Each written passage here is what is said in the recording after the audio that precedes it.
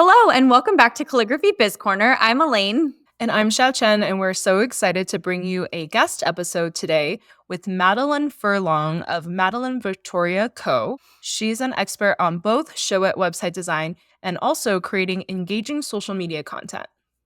So, Madelyn actually found us through my business coach, Erin. We have a mutual connection between her. And Erin was on episode 20 of this podcast. So, we'll link that in the show notes if you want to go back and listen. But Madelyn found us. She made her way over to our website and filled out our applied to be a guest form. And after reading through it, we both agreed that she would be such a perfect fit for our listeners. We know how much of a challenge it can be to show up both authentically and also consistently online, because we hear this from our calligrapher community all the time that it's such a struggle. So that's what we're going to tackle in today's conversation. Yeah, I feel like even I took so much away from this conversation. Like, I like social media, so I feel like it's not as big of a pain point as it is for others, but still, there's plenty of things that I do struggle with. And I loved her approach because I feel like it's very similar to the way that I approach it, which is more about creating genuine connections online. Like, yes, they are definitely marketing and visibility platforms, but it's really about just making people feel like people. Like, as a small business owner, I feel like you always want people to remember that you are a person behind that business. And then it's the same thing with your marketing, like the people that you're talking to, your clients, et cetera, making them just feel like they are also people and you genuinely care about them. And I think one of my favorite things that she shared that I hadn't heard before, and I will probably start to try to implement, is her 10-10-10 framework. So I'll save the juicy details for the actual episode, but I really loved that. Yeah, I like that framework too because it also helps us from like doom scrolling for forever. She'll talk about what it is, but it helps you limit your time that you spend on social media and use it in a really meaningful way.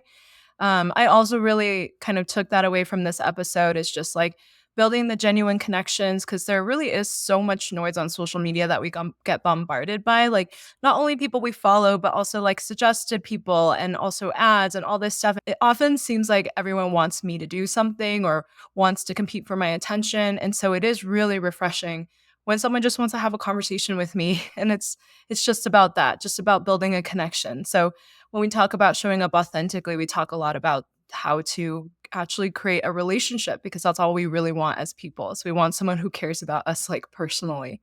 The other takeaway that I had was when it comes to being consistent, make it feel doable for yourself. So maybe the gurus say you have to post every single day, twice a day, whatever, but that's probably not doable for a lot of us. So think about what is going to make it feel doable for you, the amount of time you have, and that could be once a week, and or maybe less. Think about how can you approach this in a way where you won't be overwhelmed by it because the moment you're overwhelmed or feeling burned out by it, you're not going to show up at all. And so that's kind of what we want to avoid when it comes to like trying to build consistency. Yeah, absolutely. I feel like this conversation was such a good piggyback off of our Empowered CEO series because we just released the action episode before this one comes out. And even that episode, like, we talk about how time blocking and building your days and your weekly structure, like, you have to do what works best for you at the end of the day. So hearing these guidelines and frameworks are super, super helpful. And then it's just remembering to take it and like adjust it to whatever feels best for you.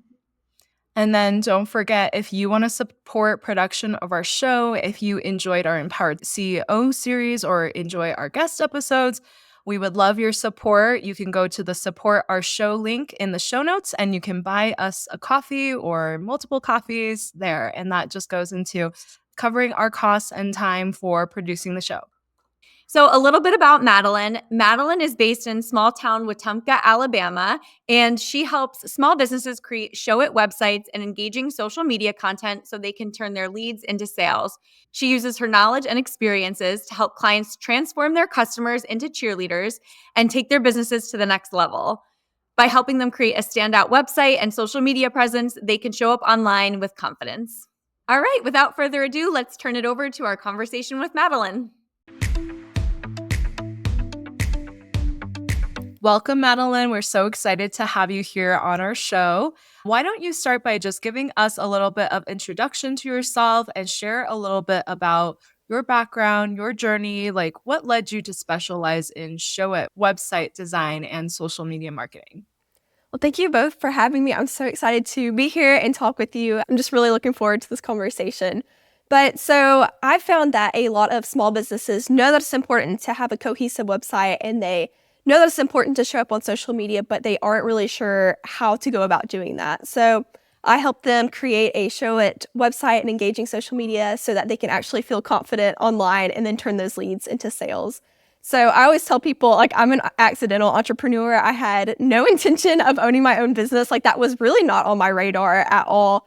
But it all kind of started in college. So I was an English major, but I had a marketing internship that I just fell in love with. And so I was like, well, that's cool, but, I'm just going to go the corporate route. That was always like my plan. I'm very much like a organizational type freak. So I was like, this is my plan. I'm not going to defer. Like, I'm not going to stray from the path. Well, I mean, you know what they say, like, we make our plans and then God laughs. So started having like a social media management business on the side. And it was just for fun. It was a side hustle to make some extra money. But when I graduated from college, I kind of like my mindset shifted a little bit. And so I was like, well, what if I actually like see where this thing goes? It's, a good time in my life. Let me just experiment with this a little bit. So I ended up getting a couple of part-time jobs and then continued to do this side hustle. And one of my part-time jobs was working at a bookstore, which was so much fun. But when I was doing that, I learned even more about small businesses. And fun fact, like our town was featured on HGTV's Hometown Takeover. And so there was like a whole other side to marketing that I hadn't seen from like the small business world, and just like getting to learn how to like market yourself on the heels of like this HGTV show. And so just learned as much as I could about marketing, social media, things like that. And then was eventually able to go full-time with my social media management business. And then along the way, I expanded into marketing strategy and Showit website design services. I was doing both of those anyway, but like didn't offer it formally. And so I started doing that and have absolutely loved it, haven't looked back, and just continued to grow. So it's been a wild but really fun ride. Amazing. I love the accidental entrepreneurship. I feel like I relate to that. I don't think I ever saw myself as being an entrepreneur, and here we are. Yeah, I feel like so many of us can relate to that, where it's just like this is what I always believe is like, if you're just following what's lighting you up, you never know where it's going to lead you. And I feel like that was both of our stories too. It's just like, this seems interesting, or like, I don't love what I'm doing right now. What else seems exciting to me? Yes. And it makes it so fun too. So much more interesting. Mhm. So let's start with social media, because I know that I feel like is the most overwhelming thing for entrepreneurs, because we start our businesses doing whatever it is that we love. Like, for example, Xiao Chen and I started our businesses because we love calligraphy, not necessarily to be social media gurus, content creation experts, etc. And I think a lot of people kind of share that sentiment and just kind of feel overwhelmed by the idea of just having to show up consistently and be posting on social media and come up with the content ideas, etc. So we would love to start by just hearing, why do you think it's important for business owners to be showing up on social media and online consistently?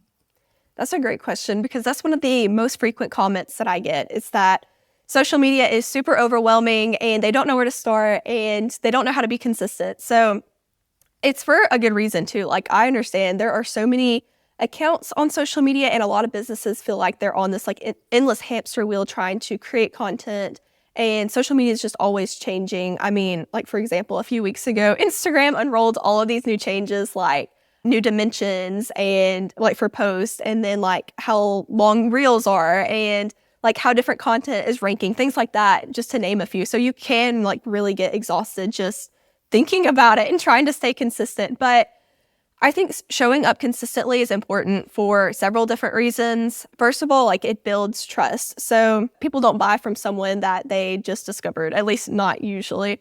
And it really goes back to this know, like, and trust factor. So, they have to know you before they like you. They have to like you before they trust you. And then they have to trust you before, they buy from you. And so showing up regularly, even if it's just, like twice a week on posts, it just really keeps you in their world, so that when they are ready to buy, you're the first person that they think of. So another like thing going along with that, why being consistent is important, is because it keeps you top of mind. This world is so busy. People have a million things on their mind. And if they don't see you consistently, then they'll just forget about you. It used to be that people had to see something 7 times before they, like bought something or invested. But now like that number has grown dramatically just in the digital age that we're in now. And then also consistency creates momentum. So the more you show up, the more engagement you get. And it's kind of like a win-win, I say, because like the more engagement you get, the more that Instagram pushes your content, not only to your followers, but then also to people who don't follow you. So that being said, like consistency doesn't have to mean posting every single day of the week. I don't recommend that, like just because that's super hard to keep up with and causes a lot of burnout. But being able to create a rhythm that you can actually stick to is super important. So like, can you share 2 posts in a reel every week? Great. Can you show up in Instagram stories Monday through Friday, which I love Instagram stories, but great, do that. Just pick a schedule and like try to stick to that and stay consistent. I love that take for those 3 reasons that you described, like building trust, staying top of mind, and creating momentum. Because it kind of goes back to even things that we just talk about, like in our client journey or things like that, like following up with people. People get so kind of nervous or apprehensive about following up with a lead, but it's like, it's not their job to keep you top of mind. It's your job. And I feel like that same idea translates to Instagram. But I also love stories. And I feel like stories are such an easy way to be consistent. Like if you can't post 5 days a week, maybe you can only manage like creating 1 post a week, which is totally fine. Even just like taking people on your day-to-day or behind the scenes on stories, because I feel like it's way less pressure and it's way more personal too. So I feel like that helps build more of that trust. So I love that. Absolutely. Stories are so much fun. And like you said, they're just a lot more manageable than, feeling like you have to create a whole reel or a whole post. It's just like, hey, let me hop on stories and show them what I'm working on right now. I think if people just look at it from that approach too, it's just a little bit less overwhelming and daunting. Yeah, I like the realness of the stories. And like also just a reminder for people that like your post might show up at the exact perfect time for when someone's like trying to book something. And so that's also why it's important to like keep showing up. Even if it feels like, I know sometimes with the algorithm, it's like, oh, my post got 5 likes, and sometimes it can be like, it can feel kind of like deflating. But I just got off a call earlier today with a stationer that I'm planning to partner with. And she's like, yeah, my client wants these fabric signs. And that was like the last post that I saw that you made recently. And it's like, okay, yeah, maybe that post didn't get a ton of likes. I don't know how many likes it got, but it's like part of my portfolio now and someone can see it. And that it might have showed up just at the perfect time for someone to either give them inspiration for something they need, or maybe it was exactly what they were looking for. So, Madeline, you focus on both long-term marketing, which we've talked about on this podcast before. So, we kind of talk about website design and SEO as being part of that long-term marketing strategy, but also short-term marketing, like immediate marketing, like the Instagram piece.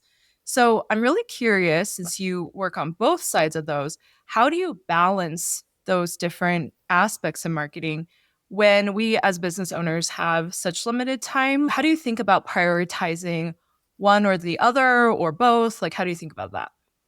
Yeah, this is another question that I get asked sometimes by clients because, again, it can feel so overwhelming and just, hard to balance, especially like you said, because they're busy and they don't have a lot of time to devote to this. So this is kind of how I tell people to look at it. And this is a little bit of a cheesy example, so bear with me, but it kind of helps get the point across just a little bit. So your website is your home base, right? So that's where people are going to learn more about you. That's where, your offers and your services sit.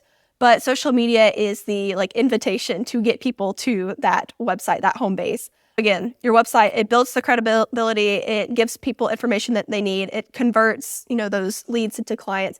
But social media is what actually gets people to it in the first place. So if you don't have a website yet, I would focus on prioritizing that and getting that set up first, even if it's just a simple, like 1-page site that tells people what you do, like who you are, how you help, and how they can work with you. And then if someone finds your Instagram and, goes to your website, then they'll see like, okay, this is the transformation that they provide. This is how they can help me. And so it's just a lot better of a journey, I guess, than if you were to direct people to your website and it just wasn't, built out, it wasn't good, like you'd just end up losing potential business. So with that being said, like we mentioned before, you have to have the good marketing strategy to get more visibility, but you actually have to have a good website for when, you know, that visibility works. You have to have it to like get them to convert and, you know, work with you.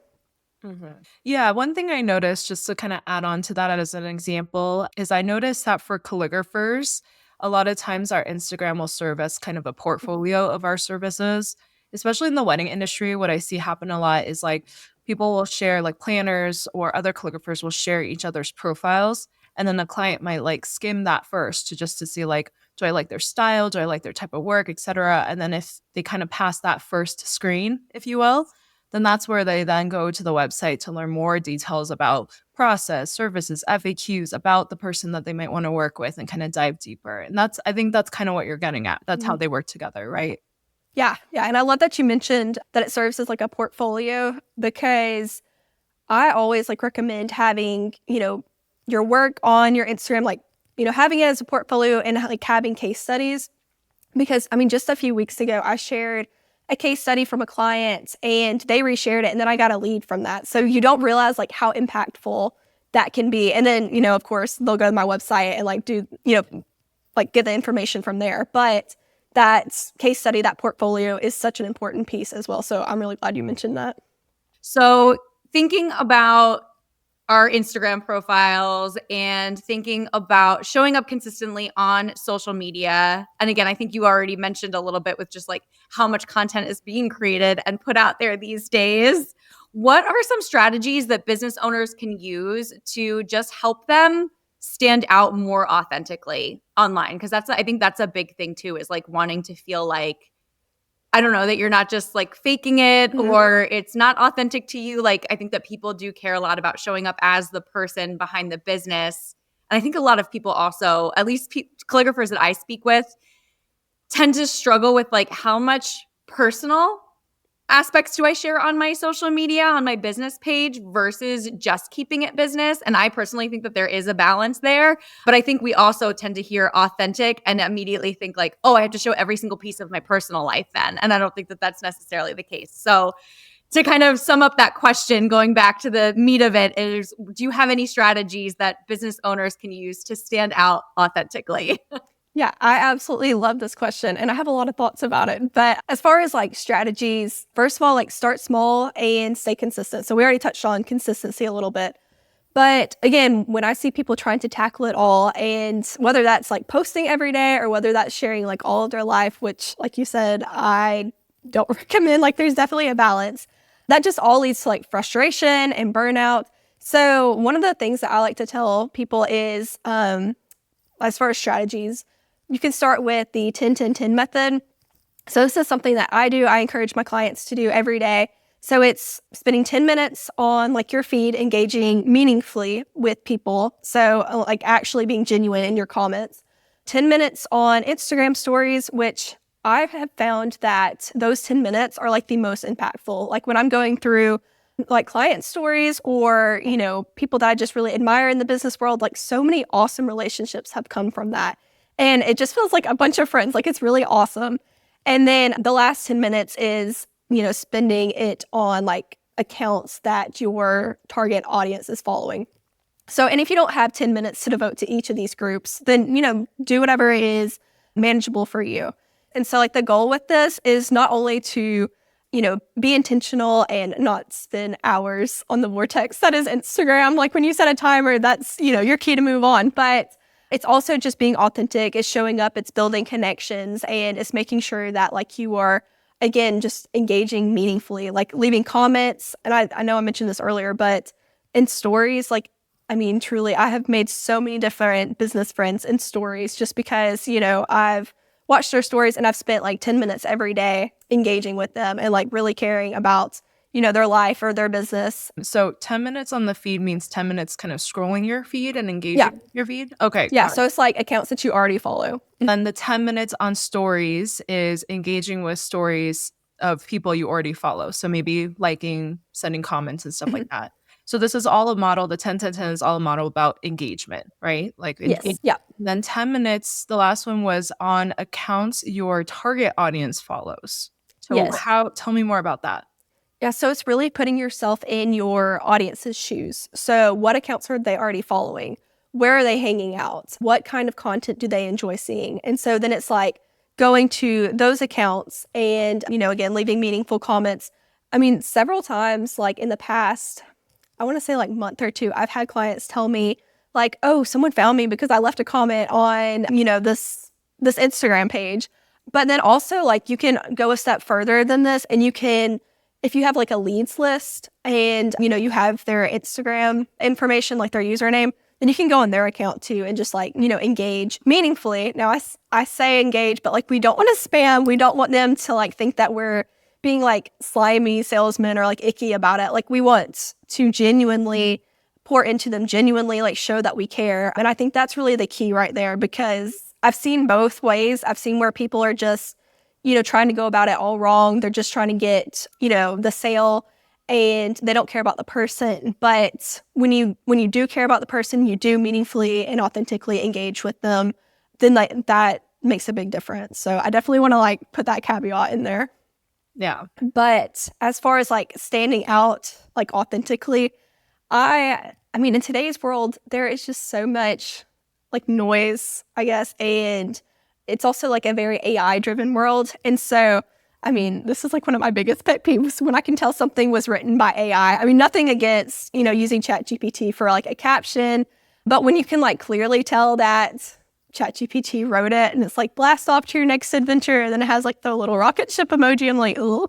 Which most people don't. I don't think most people notice that, but I do, because I work in this like, every day. But I think just like showing up as yourself, like showing what makes you different, letting your personality take the wheel, whether that's like humor or using storytelling or just the way that you naturally talk, like don't shy away from that, lean into your uniqueness. And then like even touching on storytelling, that's huge. Like that is one of the biggest like marketing trends that I've seen in 2025, but also in 2024.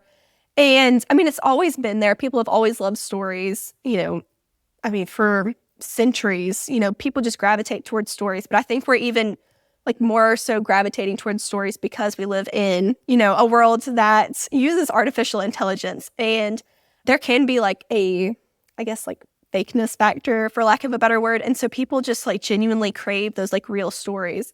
And again, that's like the best performing content that I see right now. Here's just an example. Instead of saying like, here's these wedding invitations I just made, and like posting a picture, and I'm totally making this up, but like maybe, they show that this like wedding invitation suite is special because the bride wanted to incorporate like her grandmother's handwriting into the design. And then when the bride saw the final piece, she just like broke down into tears.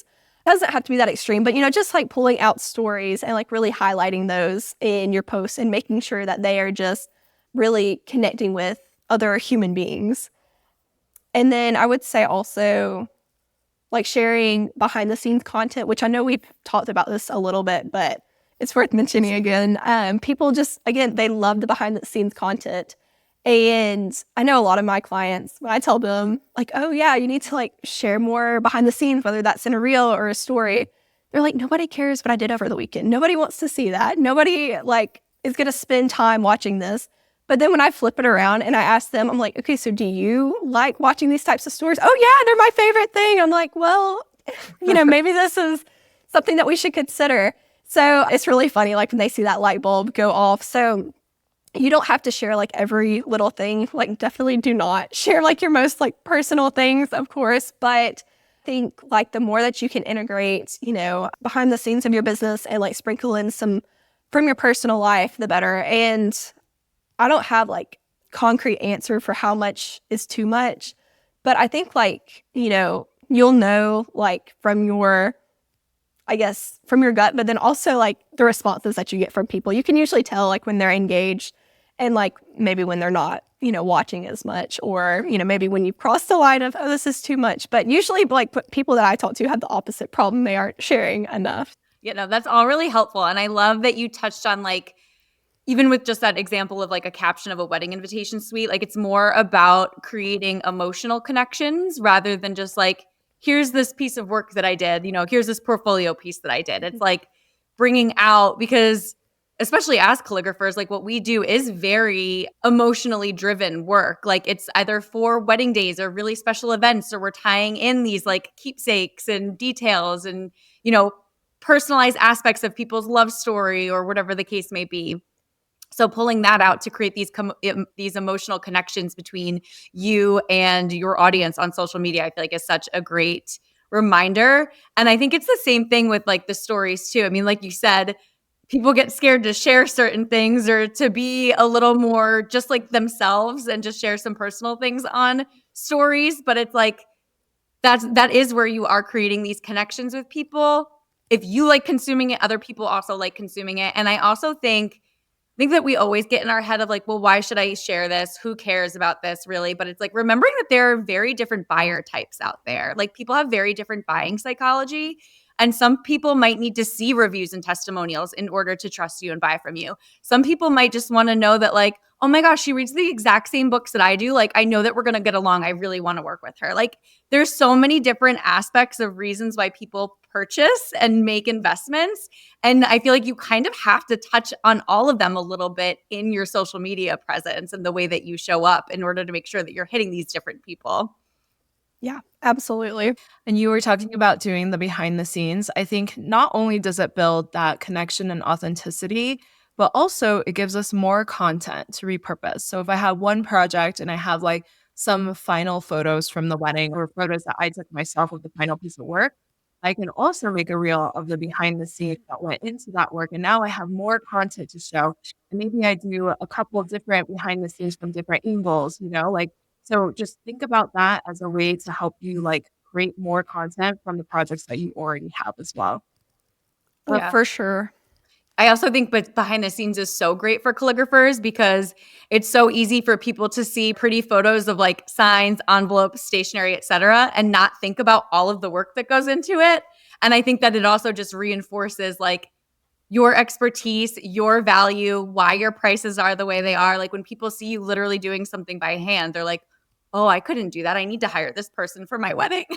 Yeah. I've literally been on site doing something by hand and someone's like, wait, I thought you were stamping it. And I'm like, no, actually, come here, come watch. So I think it serves that purpose. So we have referenced this pain point a couple times now, just like showing up consistently. I hear this a lot from calligraphers that I work with. Is like, just feels like such a obstacle to push through to get yourself to be consistent on Instagram. And I think even more so now with Instagram's focus on video content and reels.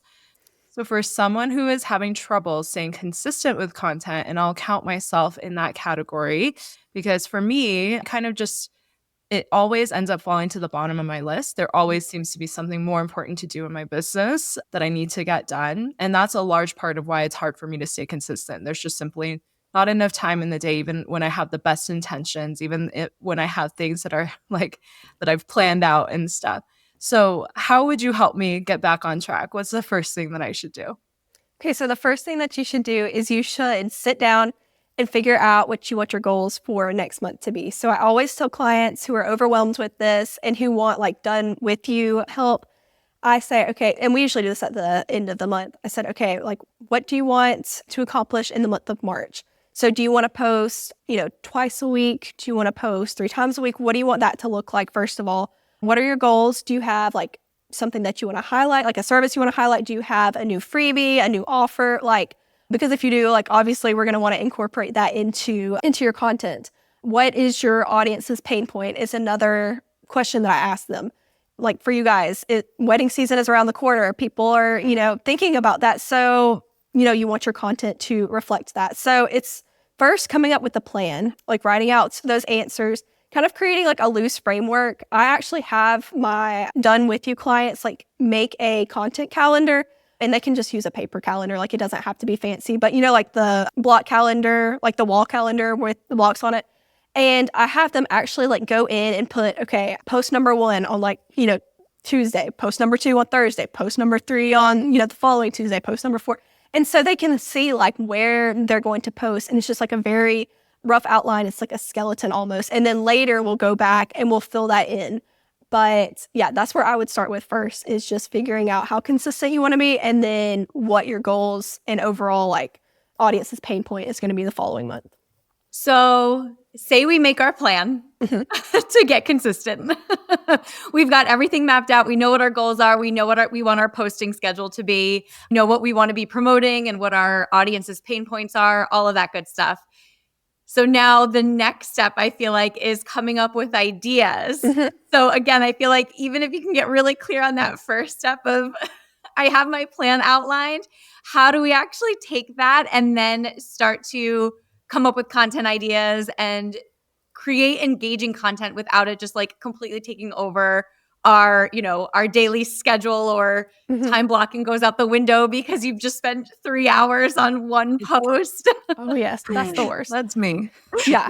I'm really glad you're asking about this because this is like one of my favorite things to talk about. So after you've made your plan, which again, I find that it's like best to do this at the end of the month, then you're going to actually, like you said, create the content. So I encourage people to have like a day a week for content creation, and just if they can't, make it one specific day, then just like have several different times, maybe throughout the week, to devote to this. And it does not have to be hours upon hours. Like, I do not recommend that at all. You do not want to spend that much time on it.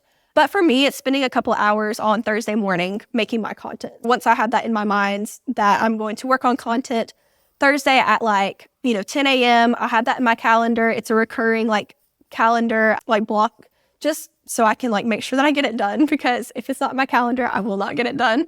I go back to my content plan, and when I'm looking at all the questions that I answered for myself, like the goals, the pain points, things like that, already ideas are going to start coming to my mind. If again, a pain point for me is, okay, Q2 is almost around the corner and my clients want to really hone in on their marketing. So I already know that I'm going to have several different posts that, speak to that. You can also use ChatGPT to say, hey, these are my audience's pain points. Can you come up with some ideas to reflect that?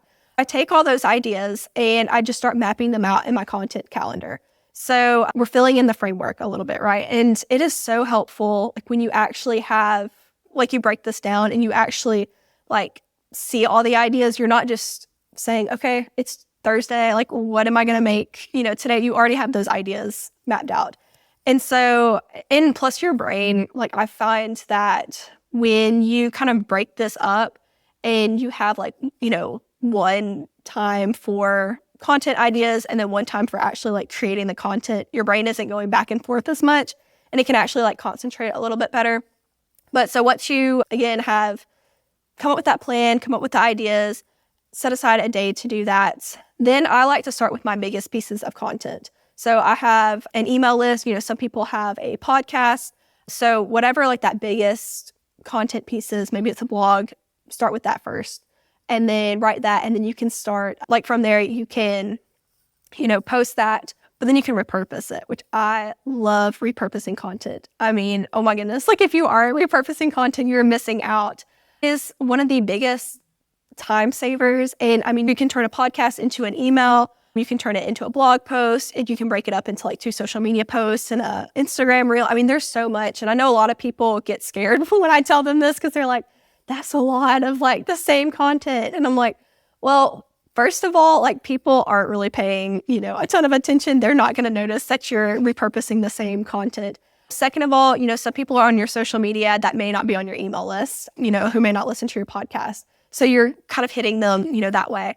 And then third of all, it's, if they are on all of your social media channels and your email list and your podcast, then it's that repetition, they're being reminded over and over again, about this, whatever, you're teaching or you're sharing. Yeah, I kind of come at it from those different angles. And then just as a last tip to save some time, when you're actually creating content, I always tell people to utilize templates.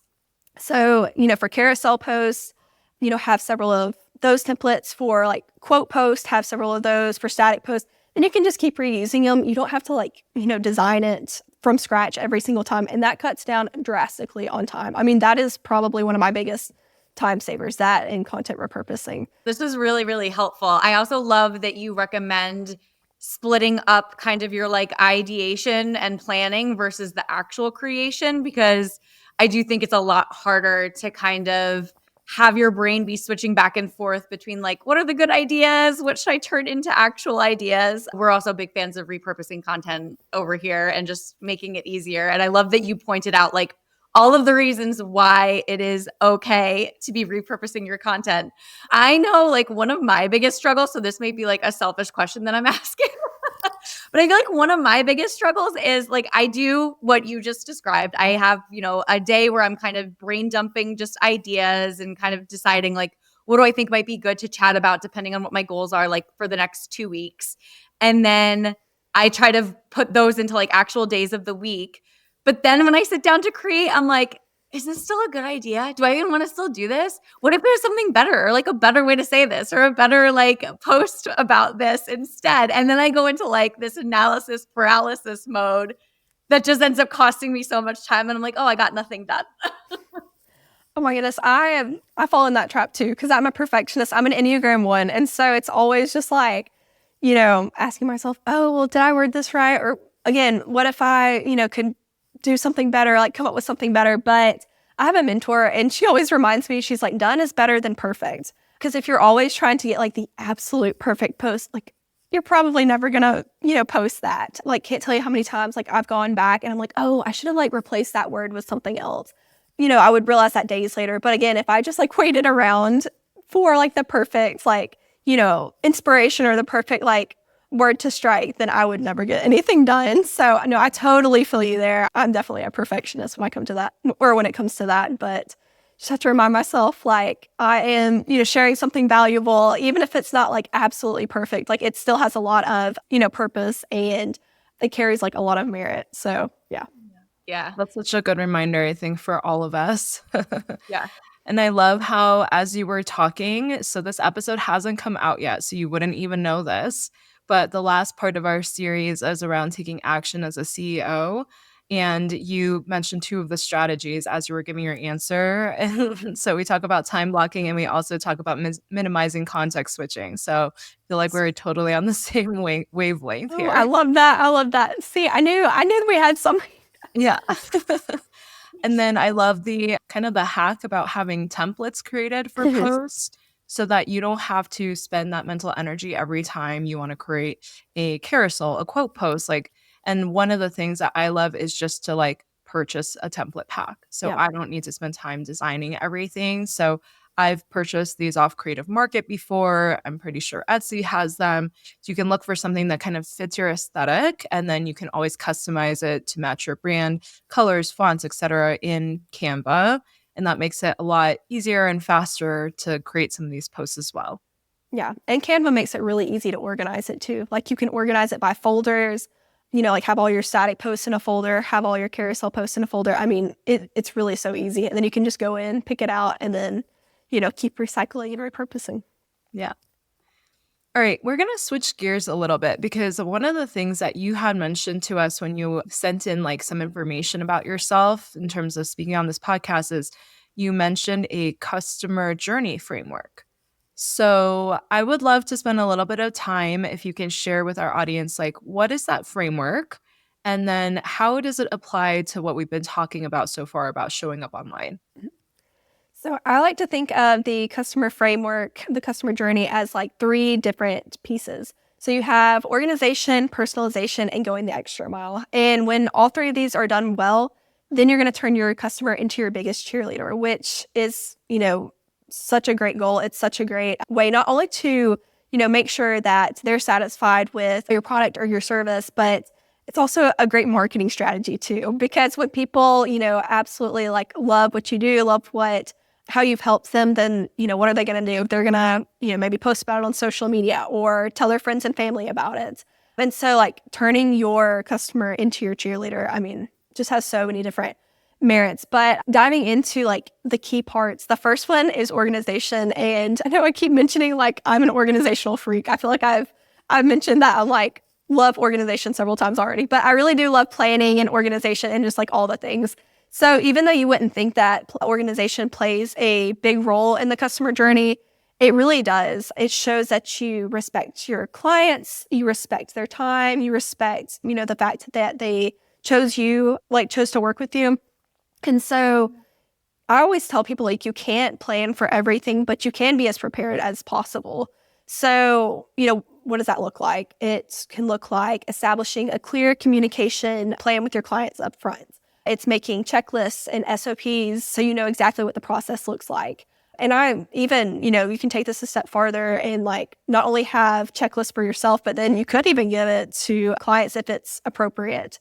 And just like, so they know like, okay, so here's the timeline for this. This is all the things that I have to have, given to the business that I'm working with before, they can move on to the next step. You can also streamline your work and then you can automate it. So I love using Calendly to, book appointments. I love using Metrical to schedule out social media posts. Oh my goodness, I love Metrical. But I mean, there's just like all these different ways that you can, automate and streamline your work. I think you're speaking Elaine's love language right now. Yeah.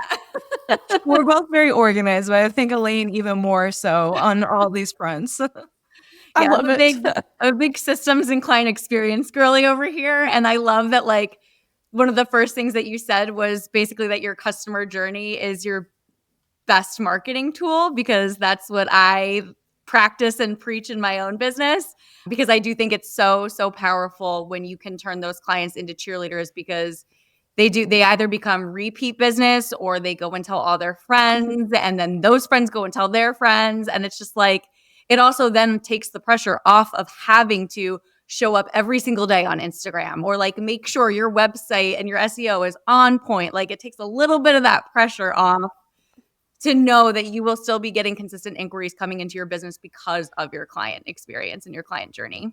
Absolutely. Yes. 100% agree. And I love that you love that too. That makes me so excited. I know we're all very aligned. You touched on organization. So the second piece of your client journey framework was personalization. Was that Yes. it? Okay. Yes. Yeah. So that's the second way to like turn your clients into your cheerleaders. It's going beyond just like the surface level and really getting to know them.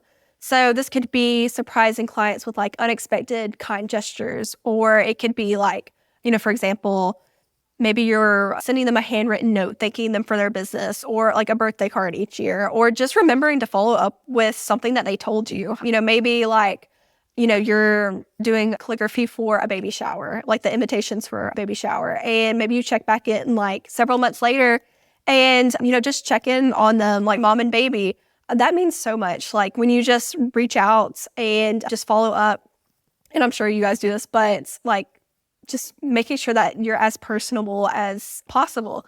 I know of a wedding photographer, and she asked brides all like on their initial questionnaire, she asked them like what their go-to coffee order is. And then like the day of their wedding, she shows up with their favorite, coffee drink, the one that they put on the questionnaire. And it has like their new last name written on the cup. So it's super sweet, but it's so simple. I mean, she spent just a few dollars for the cup of coffee, but that bride is going to remember that gesture for years to come, and she's going to tell people about it. And so it's just like finding different ways to connect with your clients and be personable. Yeah, I feel like the goal here is to make them feel less like a transaction and more like a relationship, right? Like you don't ever want somebody to think that this was just an exchange of money. Like you want to have them feel like you genuinely care about them and appreciate them and are grateful that they chose you. And then they're going to in turn feel the same way about you. And like we're in the business of creating like special moments, keepsakes, heirlooms. So I think this like applies to us even more as calligraphers and like creatives. And this is something I feel like sometimes we have to learn or train our brain, especially if you're coming from a corporate world. I remember when I first started my business, I was all about being really like to the point and succinct and everything in my emails, like laying out, okay, here's what I can do, here's the next steps. And it was like, I guess not necessarily, I didn't see it as transactional. I just saw it as being really like efficient in my communication. I remember we kind of got together with a group of calligraphers, like, kind of a mini mastermind type group just amongst us. And they were like, one of them was like, you got to really demonstrate that you are excited about this specific person's wedding. Even if you might be getting inquiries for many other people's weddings where you're talking to lots of different people, this is somebody's really special day, and it matters a lot to them how excited you are about their day. And I was like, oh my gosh, why is that such a revelation to me? So then I started adding things to my email about like how excited I was, how like if I knew what their venue was or if I had any personal connection, just something to kind of build that rapport right away. And I think that goes a long way. And when I think about how I worked with vendors on my own wedding, that was certainly the case. Like the people who made me feel like I was just another inquiry in their inbox, I didn't really want to work with them, you know? Absolutely, yeah. There's a book that I was thinking about, like as you were talking, some of the things that you were saying, like this book popped into my head, but it's called Unreasonable Hospitality. It is one of the like best books I think I've ever read about like the customer journey and like especially like personalization and going the extra mile, which I know we'll get to in a minute, but jumping ahead like for a second, like that book just brought out so many different things like, you know, being excited about the people that you are serving, making them feel special. And it just, you know, it made me see things in a whole different light. Like I was already trying to do, you know, some of these things a little bit, but like reading that book, whatever business you have, I mean, truly every business owner I think should read this. It's so good. I mean, it's really good. That book has been on my to-read list for like, I think a year now. Oh, you should so read it. It's so So good. I feel like that was the push that I needed to just like go get it from the library or download the audiobook or something. Yeah. Yes. We'll have to link it so other people can find it on, you can probably buy it on Amazon. It's called Yeah. Unreasonable Hospitality. Yeah. Hospitality. Wasn't he a chef or something at 11 Madison? Yeah. Is that Yeah. what it was? Yeah. He was a chef or no. He was like the head waiter or something, or the manager. Sorry, that's what it was. The manager. I knew I was going to get there. The manager, and then he became like, I think, part owner. And then now he has like this whole other business. I mean, it's fascinating. I don't know if you guys have ever seen The Bear, like the TV show, but they reference that book like several times, which is really cool. I was like, oh my goodness, I just read that. So fun. So the third part of your customer journey framework is going the extra mile, correct? Yeah, so going the extra mile ties in a lot with personalization. So there's a little bit of overlap here that you'll see, but you know, when it comes to going the extra mile, I always think like, how can I go one step further? And I encourage my clients to think about this too, like in, you know, their business, like their marketing. You know, maybe this is like reaching out randomly to your clients and seeing if there's anything extra that you can do. You know, people are so grateful like when you do that, when you go the extra mile. I've seen this time and time again. And then like when you just anticipate their needs. So course, like we definitely want to protect your time. So we don't ever want to like go crazy and do a bunch of extra work for nothing, but it doesn't hurt to put in, you know, a little bit more effort and thought into things. One example of this is like for me, if I'm working with a client and maybe I'm helping with their email marketing, but I see something on their social media that I really think I, you know, could tell them they could tweak to really make it shine or just like, you know, have an idea for something that they could feature. I'm going to share that with them. So it's things like that. And then, of course, like doing an amazing job. I know that's basic. That should go without saying. But when you do a really good job and you're excited about your work and you're excited about the clients that you're working with, it really speaks for itself. So don't just settle for, you know, getting the job done. Take pride in your work. These things are like really small, but, you know, they make a huge impact, especially, you know, when they're stacked up against each other. And that'll really make you stand out from the crowd, you know, be unique, be authentic, and just be someone that people want to work with. Yeah, I wholeheartedly agree with all of that. And I love that you gave like, you know, quote unquote, smaller examples, because I do think that people hear, you know, going the extra mile, going above and beyond, surprising and delighting, building a client journey, all of these things. And it feels like really overwhelming, or they think that they need to do these like big grand gestures. And at the end of the day, it's really not at all about the big grand gestures. I work with calligraphers on like building out their client experience. And I feel like so many of them are kind of mind blown when it really is like, it just comes down to, like you said before, anticipating their needs, being able to ask or being able to answer their questions before they even have to ask, making them feel really comfortable and confident in your services. And like you said, small things of like, oh, I noticed you spelled street wrong on an envelope. Like I went ahead and changed that for you. Or, you know, I like doing that extra step of proofreading or, you know, delivering something before you say it's going to be delivered. Like all of these little things just make the client go, oh my gosh, like, thank you so much. Thank you so much for doing that. Or like, thank you for creating such a smooth process for me, or whatever the case may be. Yeah. To anyone who's listening, like it doesn't need to be huge. Extra money doesn't need to be involved on your end. Like it's just these little pieces that you can start doing right away.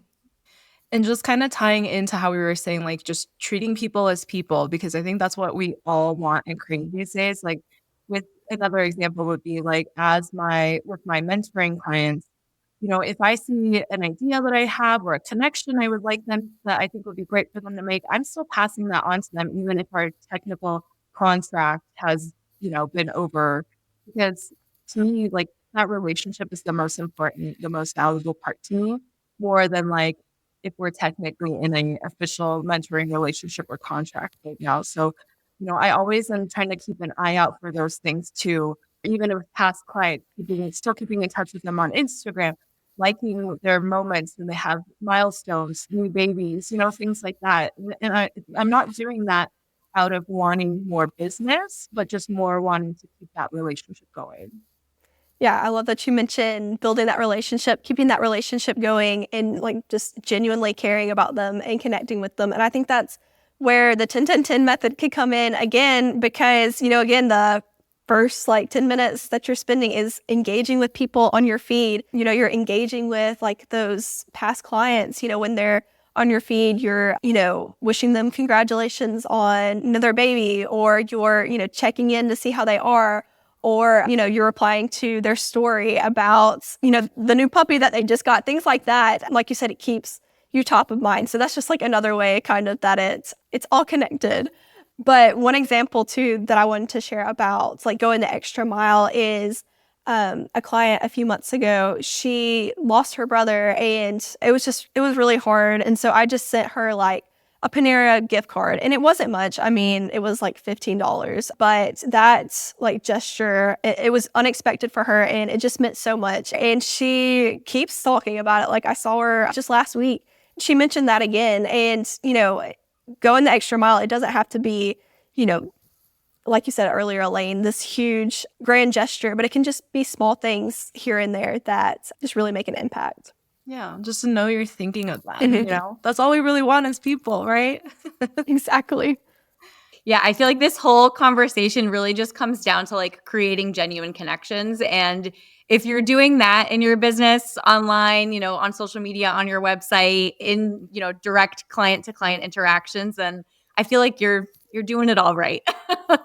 Mm-hmm. All right, so we covered so many great concepts about both how we can show up online on Instagram and also through our websites and how those are connected, how to be genuine and authentic and stay consistent.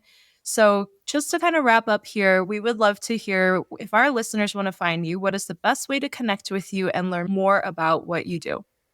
Yeah, so if you would like to stand out online with a Showit website and engaging social media content, visit my website, madelynvictoriaco.com, to learn how I can help you. And then I know we can only cover so much in an hour, but instead of worrying about like, oh, I need to post, 17 times a day or send out 100 emails a month, which are super extreme examples, I know, but I created a guide to really just help with visibility and to help you connect with potential clients and be profitable while doing it. So you can just go to madelynvictoriaco.com/visibility to check it out. Great. And we'll make sure to link that in the show notes. And also, you're on Instagram, right? Mm-hmm. Where can Yep. we connect with you there? I'm on Instagram at madelynvictoriaco. Perfect. Well, thank you again so much for being on our show, Madelyn. We really enjoyed this conversation with you. Thank you both so much. This was so much fun. Yeah, thank you. I think our listeners are really going to enjoy this. I know I did. So Hey, if you have been enjoying having us in your earbuds and you're ready to have our eyes on your business, here's how you can work with us. Hi, I'm Xia Chen, and I help calligraphers start profitable businesses. If you've been dreaming about starting your calligraphy business, I created my free masterclass just for you. I break down the shift that allowed me to move from $25 Etsy jobs to booking 4-figure wedding clients, and I teach you the 3 steps that will allow you to book more high-paying clients even if you're just starting in your business. You can watch it right now. Just head to the link in the show notes to sign up. And I'm Elaine. If you're ready to scale your calligraphy business with confidence and ease, then I'd love to help.